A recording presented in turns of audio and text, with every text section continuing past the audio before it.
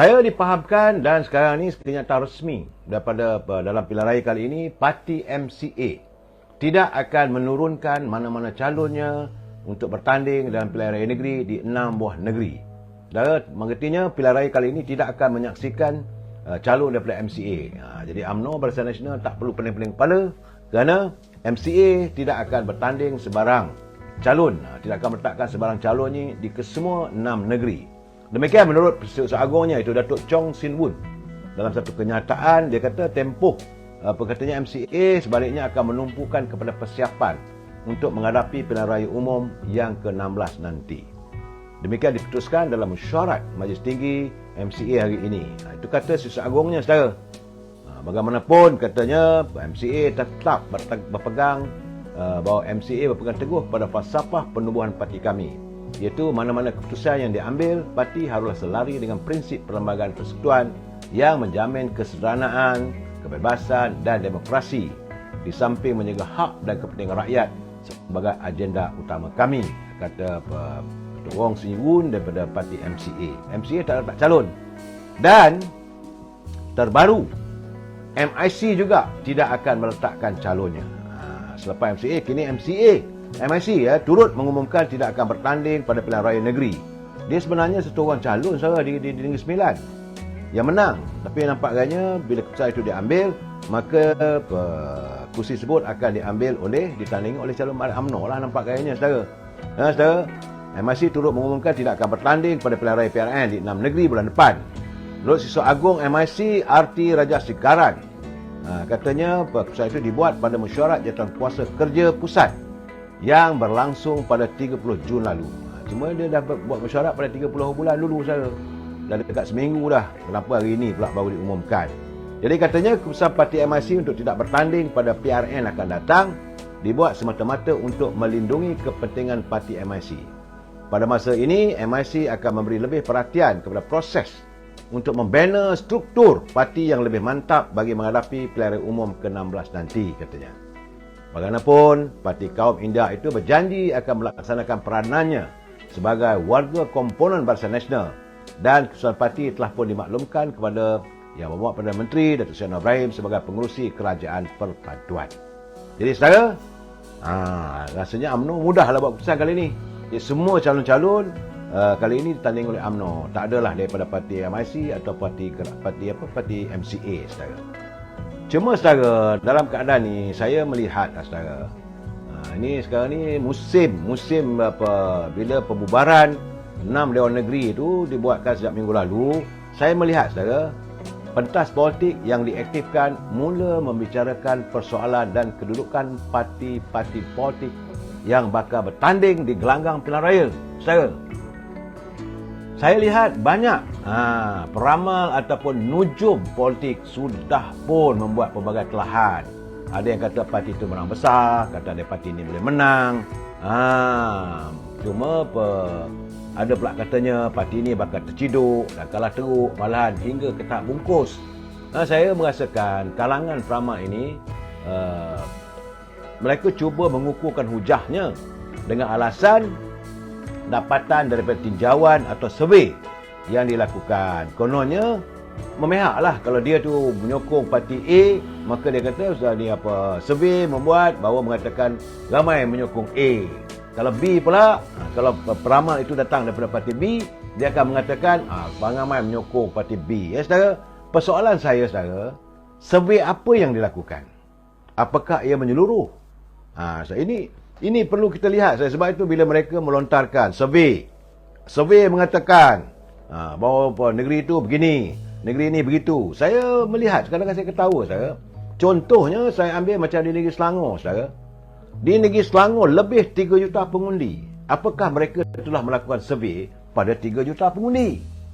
Kalau hanya sekadar dapatan melalui 1,000 orang ataupun 2,000 orang, konon-kononnya artinya itulah keputusan. Saya rasa ini satu ramalan yang tidak tepat. Kerana pengundi kita tak tahu, 3 juta. Takkanlah 1,000, 2,000 orang itu mewakili 3 atau 4 juta pengundi saja. Kalau sekadar 2-3 ribu orang, itu pandangan bagi saya, pandangan yang agak-agak saya kata jangan sembang lah.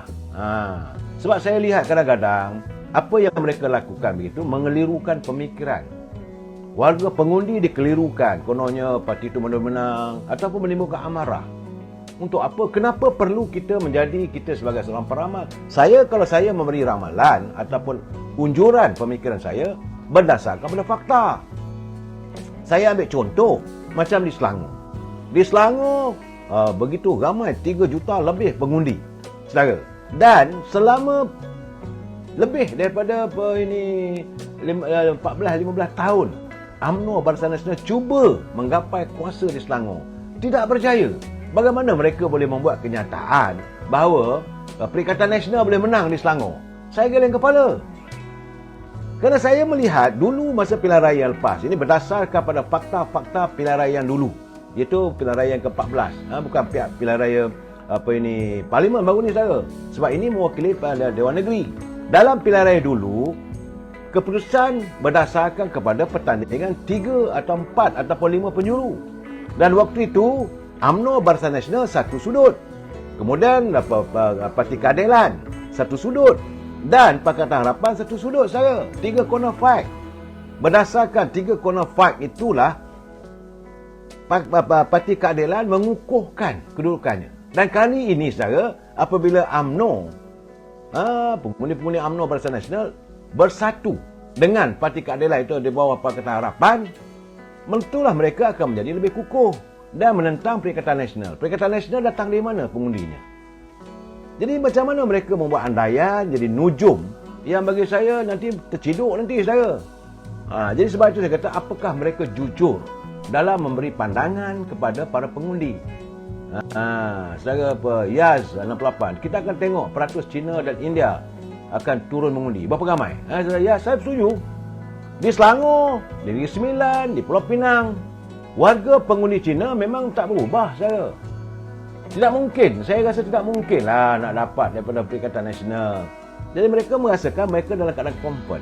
Tapi selalu saya katakan, saudara, dalam keputusan, pengundian, apa yang diharapkan oleh para pengundi, warga pengundi keturunan Cina? Mereka cuma minta 3 perkara saja, saya. Pertama sekali, mereka boleh cari makan. Itu bidang perniagaan, mesti diperkasakan. Kalau pimpinan negeri atau pimpinan negara dapat memperlihatkan ada usaha untuk memperkasakan ekonomi, artinya ada ruang untuk cari makan, tetap mereka akan sokong, saudara. Tapi kalau waktu pentadbiran yang dahulu, jangan lupa, saudara, negara pernah ditadbir oleh Dr. Mahathir bersama dengan Tan Sri Muhyiddin waktu pilihan raya yang ke-14 dulu, menumbangkan Kerajaan Barisan Nasional, dan warga keturunan Cina sudah merasa hampa, saudara. Kerana mereka dilihat seolah tak boleh cari makan. Urutan begitu juga adanya PKP dan sebagainya. Apakah mereka yakin dengan kepimpinan mereka itu untuk mengambil alih daripada kepimpinan yang ada hari ini? Itu satu, saudara. Berdasarkan kepada itu, saya yakin pengundi-pengundi keturunan Cina, mereka akan memilih parti yang mana yang boleh menjamin mereka boleh cari makan. Itu saja. Yang kedua, isu tentang sekolah. Anak-anak mereka dijamin untuk mendapat pendidikan. Tak adalah isu sekolah vernacular lah, isu itu, isu ni. Mereka tak berminat. Warga keturunan Cina memang mereka meletakkan kepentingan agar anak-anak mereka, generasi mereka boleh mendapat pendidikan. 2. Dan yang ketiga adalah jaminan keselamatan. Saudara Portland, pengundi PA tak ragu-ragu akan mengundi calon daripada UMNO. Nampaknya begitulah, saudara. Dan bagi saya lah, saudara, 3 inilah yang akan menjadi pola-pola pemikiran pengundi keturunan warga Cina yang begitu ramai, terutama di Pulau Pinang, di Selangor dan Negeri Sembilan. Termasuk juga sebahagiannya di Sungai Petani, di Alustar, di Kedah, saudara. Jadi kalau itu keadaannya, apakah mampu digapai oleh calon-calon yang mewakili Parti Perikatan Nasional atau Parti PAS? Jadi saya bercakap ini sebab itu saya kata, bila kita nak membuat analisa ataupun kita nak membuat unjuran nujum lah, kenujuman kita, bahawa andaian-andaian itu ni, jangan kita terus merasa dengan perasaan. Sebab itu bila kita membuat satu-satu andaian hanya kerana perasaan, akhirnya kita dilihat seolah-olah seperti orang yang tidak rasional. Saya bercakap terus terang, saya. Sebab saya base daripada apa pendapatan saya.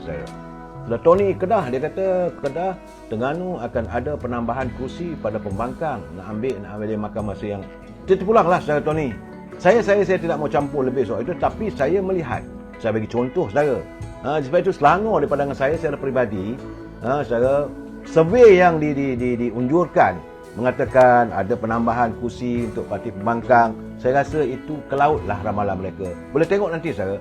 Sebab daripada Sabak Bernam, bawa lah sampai ke Sepang saudara. Saya juga di samping itu saya buat bukan survei, saya tinjauan saya menghubungi kawan-kawan, rakan-rakan, masyarakat peniaga, semua aspek. Memanglah saya seorang-seorang diri agak mustahil lah untuk mencapai kesemuanya, tetapi kita harus melihat kepuasan hati pengundi terhadap kerajaan pimpinan hari ini saudara. Dan mereka melihat percaturan politik yang ada pada hari ini membimbangkan mereka. Bagaimana kalau berterusan begini? Sebab mereka dah faham. Hari ini saya rasa para pengundi tak mudahlah untuk digamit keyakinan untuk memihak pada mereka. Walaupun melalui pentas-pentas politik memang kita tahu ramai. Tapi sekarang ni sejak akhir-akhir ni dah mula berkurangan saudara. Saya lihat ada dalam media sosial, ada, saya tak nak sebut nama lah saudara. Ada pimpinan daripada UMNO yang masuk PAS, kita berkempen. Katanya yang akan datang 10,000, tapi kira-kira kursi lebih ramai daripada orangnya. Itu sudah mula berlaku di 2-3 tempat. Jadi apakah ini menggambarkan tanda-tandanya? Saya Tony, saya tak mau.